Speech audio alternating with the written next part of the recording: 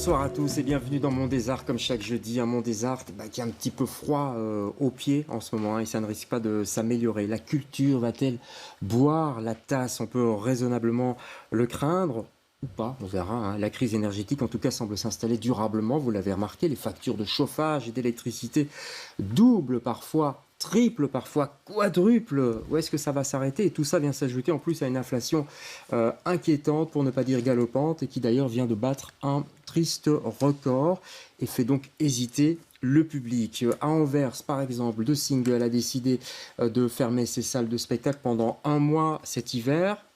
Et à Bruxelles, eh bien, les réunions sur cette question économiquement sensible se succèdent dans les coulisses des grandes institutions comme la Monnaie, le Théâtre National, Beaux-Arts, etc. On va en parler. Alors, aucune décision pour l'instant de fermeture n'a été décidée, mais rien non plus n'est complètement exclu et toutes les solutions, on l'imagine, pour traverser cette période délicate sont envisagées. Lesquelles? Y en a-t-il? Y en a-t-il encore? On va en parler avec nos invités. Tout d'abord, Amélie Gennequin. Bonsoir Amélie. Bonsoir. Je suis ravi de vous avoir. C'est la première fois que je vous rencontre. Vous êtes porte-parole des musées royaux des Beaux-Arts de Belgique, c'est bien ça?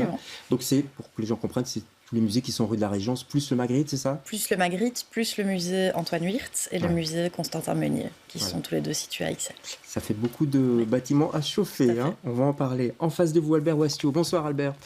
Bonsoir David. On se connaît un petit peu, hein. Je vous avais reçu il y a longtemps à l'époque de l'Orchestre National de Belgique. Vous êtes musicologue d'abord. Je suis musicologue notamment. Ouais. Mais là vous êtes ici en tant que directeur des opérations à Beaux-Arts. Plein de choses, gros volume. Pas trop stressé en cette période? Gros volume, 2 gros circuits d'exposition de 5000 m², le tout fait 33 000 m², une très grande salle de concert, 2 salles moyennes et 3 salles polyvalentes. Donc, il y a du boulot. Il y a du travail et on a fait une partie du chemin. Une partie du chemin est encore à faire. On va essayer de développer un peu ça dans cette émission. En face de vous, autre inquiétude peut-être, j'en sais rien, on va en parler. Nicolas Dubois. Bonsoir Nicolas, vous êtes directeur général délégué, c'est ça, du Théâtre National? Oui. De Wallonie-Bruxelles, de la Fédération Wallonie-Bruxelles, etc. Comment ça se passe là? Ça va, pas trop inquiet? Pas trop inquiet, pas déraisonnablement inquiet, mais pas non plus tout à fait rassuré sur les jours qui s'annoncent. Mais on va en parler. On a l'œil rivé sur les thermomètres, de même que du côté du boulevard Roosevelt. Bonsoir Louma Salamé, bonsoir. Fondation Bogossian, Villa-en-Pin, tout va bien. Il y a une grande expo qui commence demain d'ailleurs. Flags sur les drapeaux. Voilà, vous êtes prête? Oui. On vous attend. J'imagine. Bon, on va passer, vous inquiétez pas, on sera là. Est-ce que le public sera là? Ça, c'est une autre question. Je parle évidemment de toutes les institutions culturelles. Ça doit vous turlupiner, si je puis utiliser cette expression. On va tout de suite vider la question du spectre de la fermeture ou pas. Je sais que ça vous embête un peu. Vous, je vous ai entendu dans une interview, vous disiez, il ne faut pas parler de fermeture, c'est un mauvais message. Mais c'est pas qu'il faut pas en parler. Chacun est libre de dire ce qu'il veut. Quand je dis je, c'est évidemment tout ça en accord avec Pierre Theiss, notre directeur général et artistique, et nos organes d'administration. Il est clair que le spectre d'une fermeture en réaction à une crise, fût-elle énergétique, me semble être complètement aberrant au jour d'aujourd'hui. Même si ça permet de sauver les meubles? Mais la question n'est pas de savoir si on doit sauver les meubles, la question est de savoir comment est-ce qu'on continue à exercer nos missions. Est-ce qu'on est devenu moins indispensable que ce qu'on était à l'époque d'une crise sanitaire? Moi, je pense qu'on est toujours aussi indispensable, y compris dans une crise énergétique. Que ça va être important de continuer justement à réaliser nos missions pour le public et à ouvrir nos portes et à l'accueillir. Il ne faut pas que ce soit la culture qui paye encore, c'est ça que vous voulez dire? Je pense que c'est tout à fait inconcevable et c'est un espèce de... on a du mal à comprendre ce réflexe immédiat qui est arrivé très vite en fait en disant crise énergétique, fermeture des lieux culturels. Il y a eu des annonces. De Single a annoncé une fermeture d'un mois quand même pendant les fêtes. Entre le 15 décembre et le 15 janvier. Oui, c'est une période, c'est vrai, où il y a peut-être moins de spectacles, mais enfin, symboliquement, c'est fort quand même. C'est la première fois qu'ils ferment. Oui, mais je pense nous pensons qu'il est nécessaire, à l'instar de ce qui s'est passé pendant la crise sanitaire, d'être en résistance et de continuer à offrir nos missions au public et à nous de trouver les moyens et au pouvoir public de nous aider à trouver les moyens pour rester ouverts. On va en parler des pouvoirs publics. Je vois Amélie Gennequin qui opine du chef. Même chose chez vous, pas question de fermer? Non, c'est absolument pas à l'ordre du jour. Alors au-delà, en effet, de ce que dit Nicolas par rapport à nos missions de transmission par rapport au public et d'accès aux œuvres, qui sont quand même des œuvres fédérales chez nous, dans notre collection permanente. Pour nous aussi, tout simplement, fermeture au public ou pas, la conservation des œuvres reste la priorité. C'est ça. Donc ça n'a ça change pas grand-chose que vous ça change rien de ou pas. fermer les portes au public, en effet. Oui.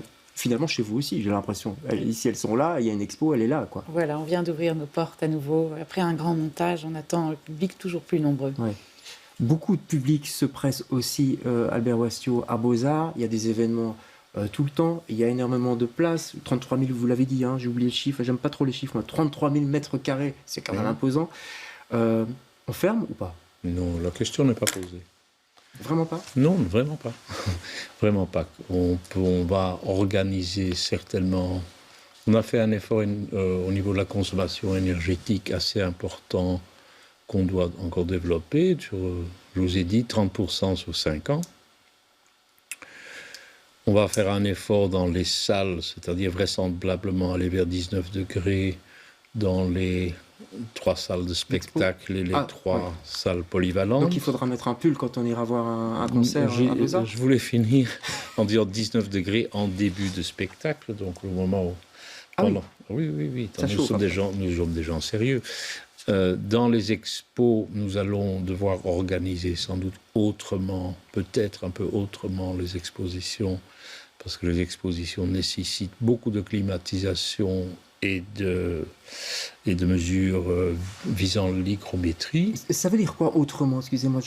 On peut imaginer de travailler avec des climat-box, c'est-à-dire que vous voyez quand vous allez à Florence, dans certains musées, vous voyez une espèce de box en plastique de luxe autour d'une œuvre qui permet de climatiser sans devoir climatiser l'ensemble de la pièce. D'accord. Donc vous faites une économie...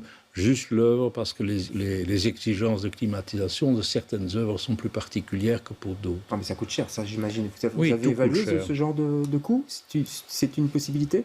Alors chez nous, on a un système qui est en place depuis de nombreuses années pour maintenir vraiment la stabilité du climat dans les salles. C'est un peu différent de Beaux-Arts qui n'a pas de collection permanente. Nous, on a une collection permanente et des espaces d'exposition temporaire où en effet, ça dépend un petit peu des œuvres qui sont présentées, mais tous les dispositifs en termes de climatisation et d'hygrométrie sont en place dans toutes les salles du musée pour maintenir un climat stable. Il faut expliquer ce mot hygrométrie, parce qu'il n'est pas très connu, sauf dans votre milieu. L'humidité. Le taux d'humidité. On maintient le taux d'humidité, Voilà. c'est ça, pour que ça ne gondole pas, pour le dire vulgairement. Chez vous aussi, on fait attention à ça? Chez nous aussi, la Villa en Pin est un bâtiment classé et on fait naturellement très attention aux œuvres qu'elle abrite. Ouais. Jusqu'où on peut descendre en température? C'est une question un peu basique comme ça, mais dans le cadre musée pour les œuvres. On dit 19 degrés. Oui, alors il faut savoir que les valeurs qui sont d'application à l'échelle internationale à l'heure actuelle sont des valeurs en fait qui datent d'il y a assez longtemps, je pense même presque un siècle, et qui ont été déterminées comme valeurs de référence. Donc il y a de la marge évidemment entre ces 19 degrés et 55% d'humidité. Le tout pour les œuvres en fait, c'est de ne pas avoir de changement brutal au niveau du climat et de l'humidité. Mais si c'est accompagné de manière contrôlée, graduelle, voilà, c'est ça, c'est possible de diminuer la température ou le taux d'humidité. Albert Ouastiot parlait de 19 degrés dans les salles de spectacle au début, si j'ai bien compris. On l'envisage, oui. C'est envisagé. Chez vous, au National, on devra mettre un pull aussi ou pas? Probablement. En tout cas, on est en train de finaliser un plan d'action, mais on va certainement diminuer la température dans les salles. Jusqu'où on peut aller? Dans les bureaux, dans les salles, mais voilà, je pense qu'on va se situer aussi autour de 19 degrés, en tout cas diminuer. Aujourd'hui, je pense qu'on est à 20, 21. On peut donc gagner au moins 1 ou 2 degrés. Ça reste, on peut regarder un spectacle tranquillement avec 19 degrés, selon vous? Bien sûr, enfin, je pense que ce sera supportable et qu'on aura l'opportunité en tout cas de le tester. Et peut-être que si on doit distribuer des plaids aux spectateurs, comme certains ont déjà dit. C'est vrai, on vous a dit ça? Oui, vous voyez, donc ça tracasse les gens quand même. On vous a déjà dit ça quand même, mais pas des spectateurs. Des décideurs politiques qui nous ont dit, monsieur, s'il n'y a pas l'argent, il faudra bien distribuer des plaids aux spectateurs. Et vous nous ont dit ça? Mais c'était ironique. C'était probablement ironique, quoique on en saura plus bientôt. Non, mais ce que je veux dire, c'est aussi... Bien sûr, on va descendre d'1 ou 2 degrés. Dans les bureaux, certainement, on va travailler sur 18-19 degrés. On va essayer d'identifier aussi toute une série de paramètres, que ce soit de paramètres horaires, mais aussi de lieux dans le théâtre où on va diminuer la température à un niveau minimum, selon l'utilisation qui est faite de ces espaces. Enfin, tout ça va se travailler. Sur les répétitions, on va aussi certainement travailler sur des paramètres différents. Ils peuvent répéter avec un éclairage moindre, etc., les comédiens. En tout cas, on va essayer en bonne intelligence avec les équipes artistiques de voir comment on peut organiser le travail pour ne pas être en permanence en pleine consommation. Ouais. Vous parlez tous de bureaux, beaucoup, sauf peut-être moins chez vous. Autre question un petit peu provocatrice, est-ce qu'il n'y a pas trop de bureaux, je sais pas moi, à Beaux-Arts? C'est immense quand on passe devant. Est-ce que, il faut autant de bureaux pour faire fonctionner Beaux-Arts ou pas? Mais les bureaux du Palais des Beaux-Arts ne sont pas dans le palais. Ils sont en face, hein, c'est ça? Tout à fait. Oui. Donc nous avons 258 collaborateurs. Et nous avons environ 2000 mètres carrés de bureaux, ce qui fait 8 à 9 mètres par personne. On ne peut pas imaginer du télétravail, par exemple, pour ces gens? On pourrait envisager, on fait toujours du télétravail. Donc la répartition, la réorganisation des bureaux est un des éléments. Mais je reste, vous m'entendez, un peu prudent, parce que c'est un axe de travail, mais le vrai travail sera sur le bâtiment et les activités, parce que le potentiel de diminution de la facture énergétique est là. Si vous êtes dans une facture énergétique de 1 800 000 € pour les activités au Palais, je pense que pour le bureau, on n'est même pas un dixième. Ça, c'était pour 2022, un million de surcoût. Vous avez chiffré, vous aussi, un petit peu? On n'a pas chiffré, mais ce que je voulais partager avec vous, c'était que depuis 3 ans, on a entièrement repensé nos manières de faire les expositions. Donc, d'une part, le bâtiment, effectivement, toutes ces problématiques, isolation, chauffage, mais on d'autre n'a pas part, envie de toucher à ce bâtiment, il est sublime. Hein. Il est sublime, mais on en prend grand soin. Mais d'autre part aussi, on a vraiment repensé nos manières de faire les expositions. C'est-à-dire que les personnes qui organisaient des expositions il y a 20 ans, on ne fait plus du tout les choses pareilles. Et ça fait déjà longtemps qu'à la Fondation, on a changé les choses. Donc moi, j'ai réduit les frais aériens, j'organise des transports groupés, le télétravail, mais aussi, toutes nos lampes sont basse consommation, LED. On a déjà investi drastiquement pour changer complètement les méthodos. Je ne vais jamais chercher une œuvre au bout du monde, hors de prix, qui va avoir une empreinte carbone incroyable. On est dans cette recherche de neutralité, de réduction. Je recycle tous les socles, les éléments, le bois. On est dans la réutilisation, je passe par des fournisseurs locaux. Donc, ce que je veux dire, c'est qu'il y a eu une petite révolution qui s'est faite, en tous les cas, à la Villa en Pin, parce que j'ai décidé qu'il fallait qu'on prenne en charge notre responsabilité environnementale et qu'on définisse une politique dans ce sens. Vous n'avez pas le choix, de toute façon. On n'a pas le choix, on a souhaité l'anticiper. Et si vous voulez, cette discussion qui est la nôtre aujourd'hui, elle vient, d'une certaine manière, on l'a pas anticipé, mais en tous les cas, voilà. Est-ce qu'on pourrait renier, on va parler des spectacles, mais sur les expositions, il y a une expo Picasso qui arrive, ce serait dommage de s'en passer, mais est-ce qu'on pourrait se dire, on va faire un peu moins d'expos, on va un petit peu lever le pied, ou pas? Alors on a un calendrier d'exposition qui est assez raisonnable chez nous, puisqu'on travaille en 2 saisons en général, et les expos durent 4 mois. Et pareil, comme dit Louma, on essaye aussi de penser les expositions autrement en termes de transport, etc. Mais je pense que c'est aussi quelque chose qui est à l'œuvre dans beaucoup d'institutions, même au niveau international. Et puis c'est pas forcément non plus les expositions qui vont manger la plus grande part au niveau énergétique, puisque pour nous, le plus gros coût reste la conservation des collections permanentes, qui est ou bien accrochée dans les salles, ou bien en réserve. Ouais, des salles qui ont souffert. On se rappelle quand même les seaux d'eau, etc. Je sais que c'est un mauvais souvenir chez vous, mais... Absolument. On a aussi des contraintes qui sont liées au bâtiment, comme à Beaux-Arts, comme à la Villa en Pin, un bâtiment qui a un certain âge, qui n'est pas toujours non plus apte à absorber ce genre de challenge. Donc c'est des réflexions qui sont sur la table depuis de nombreuses années chez nous. On sent que des efforts sont portés partout, dans vos 4 institutions. Nicolas, vous voulez rajouter quelque chose? Oui, tout à fait, mais je crois que c'est vraiment important. J'irais presque même jusqu'à dire que la crise aujourd'hui, elle va peut-être nous permettre de réaliser des choses qui auraient mis plus de temps à être réalisées ou qui auraient été plus difficiles à mettre en place. Ça accélère le calendrier. Quelque part, non, mais C'est aussi une manière de pouvoir avancer dans toute une série de dossiers. Mais c'est sûr qu'on n'a pas attendu cette crise pour réagir, que nous sommes passés aussi au LED, en tout cas dans les bureaux. On va y passer dans les salles. On est en panneau photovoltaïque depuis 2 ans grâce à la FOEV. Enfin, je veux dire, et tout le secteur travaille là-dessus. Et la FEAS, la Fédération des employeurs des arts de la Seine, organise des séminaires à ce sujet, etc. Alors, il y a le coût de l'énergie. De l'autre côté, il y a l'inflation aussi qui est là. Hein. Ça fait quand même 2,5 dans notre viseur.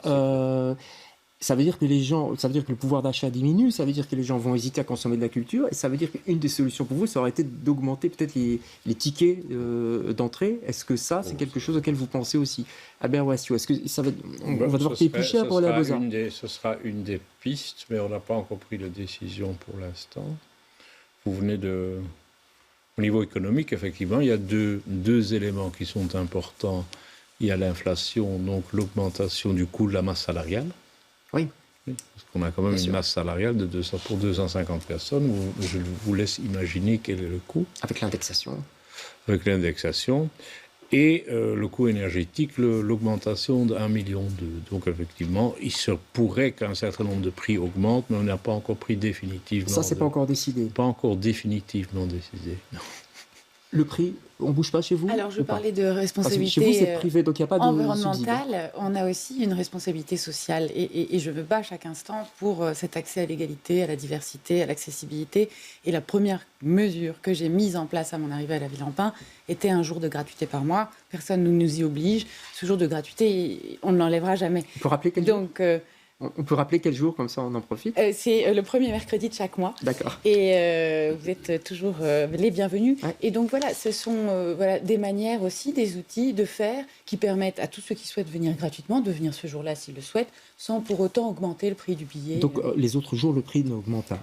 C'est pas à l'ordre du jour. C'est pas à l'ordre du jour pour l'instant chez vous? Chez nous non plus, absolument pas. En effet, on a une mission de diversité, d'inclusion. Donc on ne touche pas à ça. Ça fait partie des missions muséales à grande échelle, donc on n'y touche pas. Très rapidement, on va aller voir une pièce au même prix que l'année passée. On ne va absolument pas augmenter nos prix. En plus, ce serait contre-productif si on considère que le public va avoir moins de pouvoir d'achat. Et puis, de toute façon, on est missionné et subventionné pour répondre à ces missions-là. Donc, on ne va certainement pas augmenter nos tarifs. Non. C'est vrai que vous êtes subventionné par la Fédération Wallonie-Bruxelles. Oui. Vous, c'est par le fédéral. Vous n'êtes pas subventionné, complètement privé. La Fondation Bogossian, en 2 mots, ce sont des mécènes. C'est une famille arménienne qui a souffert du génocide et qui a vécu au Liban, puis s'est installée en Belgique et en Suisse. Et ils ont une action philanthropique, d'une part pour la jeunesse, d'abord en Arménie, puis au Liban. Et puis cette idée d'inaugurer ce centre d'art à Bruxelles, dans la Villa-en-Pin, depuis une dizaine d'années, une jeune institution privée. Néanmoins, je dois vous avouer qu'on a déjà atteint les 100 000 visiteurs l'année passée. Donc jeune, mais très dynamique. Voilà. Mais donc il faut se débrouiller sans tutelle, au-dessus de nous. Hein, c'est ça, en fait, en gros. Début septembre, quand même, la Fédération Wallonie-Bruxelles avait décidé d'allouer 32 millions d'euros pour soutenir les rénovations de bâtiments culturels dans une dizaine de lieux culturels, en tout cas à Bruxelles, puis d'autres, évidemment, en Wallonie. À Bruxelles, on est allé faire un tour du côté du musée d'Ixelles, qui est fermé pour l'instant, et de la Roseraie. Explication. Le musée d'Ixelles, actuellement en rénovation, va pouvoir prêter d'autant plus attention à la consommation énergétique de son bâtiment. Isolation, ventilation, placement de panneaux photovoltaïques. Les changements à venir sont vastes, à commencer par ce mur. Sur ce mur, par exemple, avec une brique en l'état, il y a une déperdition vraiment du flux de chaleur. Et donc là, avec une isolation couvrante, on va vraiment pouvoir mieux gérer notre ventilation, notre chauffage en intérieur et donc avoir une optimisation de notre énergie. À la fin des travaux en 2025, le musée prévoit d'économiser environ 56% d'énergie primaire, un gain non négligeable. Une infrastructure culturelle est coûteuse, on a des besoins en climatisation pour la conservation, pour le public aussi. Donc c'est important pour ces raisons-là, mais c'est aussi important pour contribuer à l'effort qui nous concerne tous en enjeu écologique, en enjeu de gestion énergétique. Direction maintenant la Roseraie, un lieu culturel axé sur les activités circassiennes. Ici, 2 bâtiments seront rénovés en profondeur, les châssis sont vétustes, alors à l'approche de l'hiver, ça peut faire peur. On a acheté un stock de pulls. Non mais oui, ça fait peur. Après, comme c'est une passoire énergétique, effectivement, on a énormément de frais de chauffage, d'électricité. Voilà. Donc, effectivement, on verra comment on va s'en sortir cet hiver. Et l'aspect économique n'est pas le seul à être pris en compte. C'est un petit peu absurde de chauffer des bâtiments en sachant que 50% du chauffage va vers l'extérieur.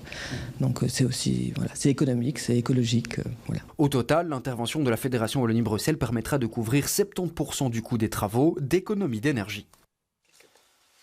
Voilà, ça c'est, entre guillemets, gâté, entre guillemets, par la Fédération Wallonie-Bruxelles. Vous n'êtes pas dedans, d'ailleurs, Théâtre National? Non, mais je pense qu'il y avait des besoins prioritaires par rapport à d'autres opérateurs. Notre bâtiment est encore relativement récent, et puis on a bénéficié, nous, d'un gros programme d'installation de panneaux photovoltaïques. Récent, mais je vous pique un peu, mais c'est vous qui me l'avez dit, énergivore tout de même. Hein. Oui, il a beau être récent, sa conception, il a beau être très, très joli esthétiquement. Les grandes vitres, là, ces grandes baies vitrées sont très difficiles à gérer, et en été et en hiver.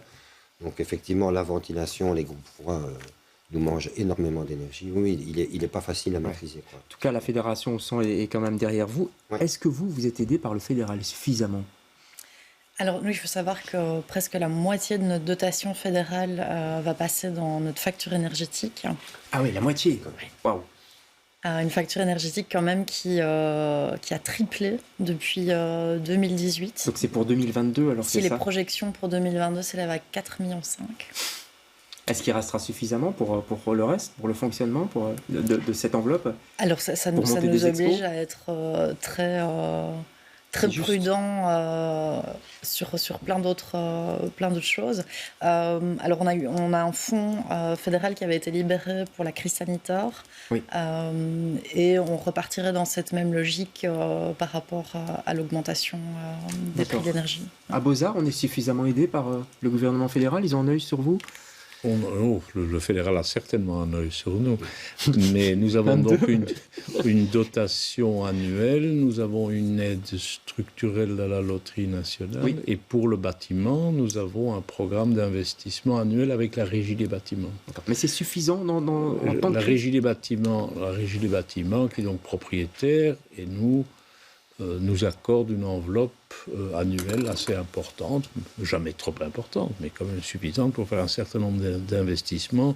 Et ces investissements se font prioritairement dans ce qui concerne l'énergie, forcément, ouais. La durabilité, la sécurité et un peu moins dans le patrimoine.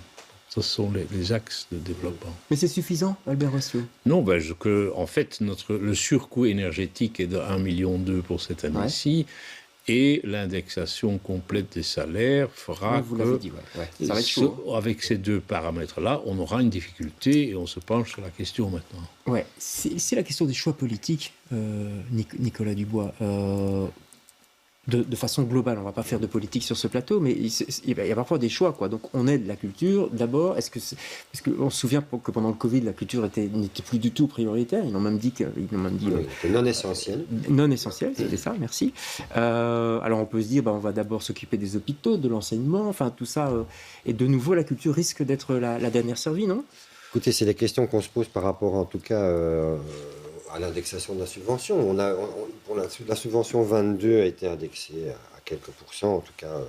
Et puis là, on a une annonce de révision d'indexation qui serait beaucoup plus importante, qui serait assez conséquente. Donc pour que les gens comprennent bien... Donc on a une subvention annuelle oui. qui est indexée chaque année, oui. En fonction de la variation de l'index général. Ça, c'est la loi, ouais. Et c'est toujours sous réserve des moyens de la communauté française. On n'est pas obligé de le faire. Donc on a une subvention, la subvention 22 a été indexée à 1,2%, ouais. Et puis là il y a une annonce de révision assez fortement de cette subvention à plus de 7%, ce qui n'est pas suffisant pour compenser le dérapage des surcoûts d'énergie et de rémunération, mais enfin qui pourra venir quand même en compensation. Donc vous êtes en train de dire ce que je veux juste dire, c'est que là maintenant, les budgets sont en train d'être élaborés, ou les ajustements budgétaires au niveau des gouvernements, de la communauté et de la région, et on n'a pas de confirmation officielle à ce jour que nos subventions seront indexées effectivement à 7 ou 8 ou 5 ou 6 ou 4. Donc gros stress. Donc on a quand même, là pour l'instant sur 22, une énorme inconnue. Sur 23, la même chose. On ne sait pas du tout à quel montant on va être indexé. Et donc on doit vraiment tirer des plans sur la comète, sur les budgets à venir, en se disant... Ça permet de faire une programmation quand même correcte? Mais encore une fois... À long terme, je veux dire? En tout cas, je dirais que le principe, c'est de ne pas toucher à la programmation. Ouais.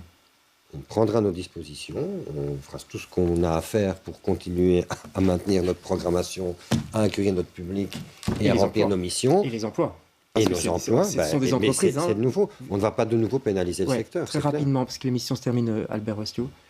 Oui, je n'ai pas l'impression, en tout cas pour Beaux-Arts, j'ai plutôt l'impression que le fédéral essaie de nous aider.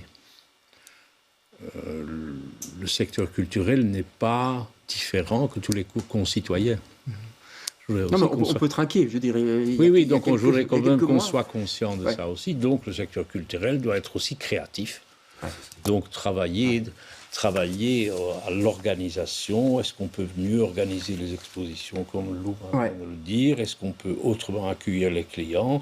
Est-ce qu'on peut être suffisamment créatif tout en maintenant une offre importante pour nos clients et pour nos partenaires? Écoutez, on espère que la culture sera un peu mieux écoutée que dans cette crise que lors de la crise Covid. Enfin, ça, c'est un petit peu mon avis personnel. On n'arrête pas de se réinventer, donc je pense que c'est le métier, c'est le propre de nos métiers. Donc et on compte sur vous. On peut se faire confiance aussi. Merci à tous les quatre, en tout cas, d'avoir participé à cette émission. On pense aussi à toutes les institutions culturelles de Bruxelles, il y en a beaucoup. Continuez, sortez, allez faire vivre la culture, évidemment, autant que possible. Il fera plus chaud dans les salles s'il y a beaucoup de spectateurs et de spectatrices. Même 19, on met un pull. Hein. Non, mais même pas, il fera plus chaud que chez soi, tout seul devant la TV, c'est sûr. Ça concerne tout le monde, c'est vrai. Merci beaucoup. Nous on se retrouve jeudi prochain pour un autre Monde des Arts. Bonsoir. Merci.